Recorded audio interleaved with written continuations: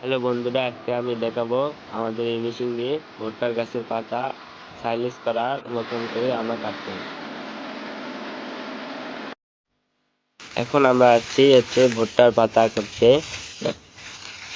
এগুলো কেটে দিতে হবে যেন ভুট্টার ফলন পুষ্টিকর হয়। এগুলো কেটে না দিলে ফলন পুষ্টিকর হয় না। ভুট্টার মধ্যে অনেক শর্করা এবং পুষ্টি থাকে, যা গরুর জন্য খুবই উপকারী। গরুর দুধ এবং গরুর শক্তি বৃদ্ধি করে। এগুলো এখন আমি ভ্যানে করে বাসায় নিয়ে যেয়ে কাটবো।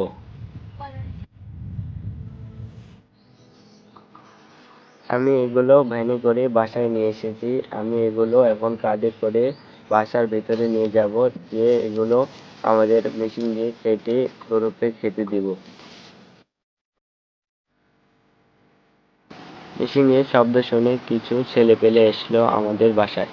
হঠাৎ করে একটি ছেলে এসে ভুট্টার পাতাগুলো মেশিনের মধ্যে ঢুকে দিল।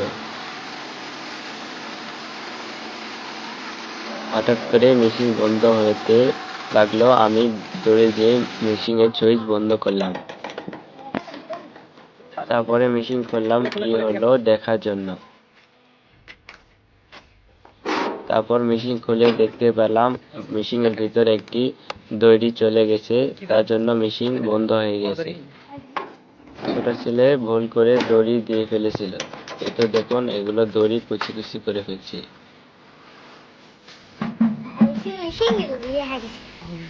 তারপরে আমরা সবাই মিলে এগুলো কুড়ালাম।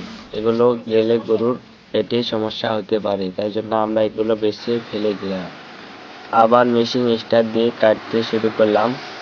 ছেলেটিকে দড়ি দেওয়ার জন্য বকা দিয়েছিলাম, তাই মন খারাপ করেছিল, তাই আমি ওকে কাটতে দিলাম। সে এতে খুশি হয়ে আবার কাটতে শুরু করলো। ইতিমধ্যে আমাদের ভুট্টার পাতা কাটা শেষ হয়ে গেল। দেখতেই পাচ্ছেন এগুলো কত সুন্দরভাবে কাটা হয়েছে। আজকের ভিডিও এই পর্যন্তই। আগামী ভিডিওতে দেখাবো কিভাবে একই মেশিন দিয়ে ভুট্টার ব্যান্ড করা যায়। সেই ভিডিও দেখতে আমার সাথেই থাকুন এবং সাবস্ক্রাইব করুন। ধন্যবাদ সবাইকে।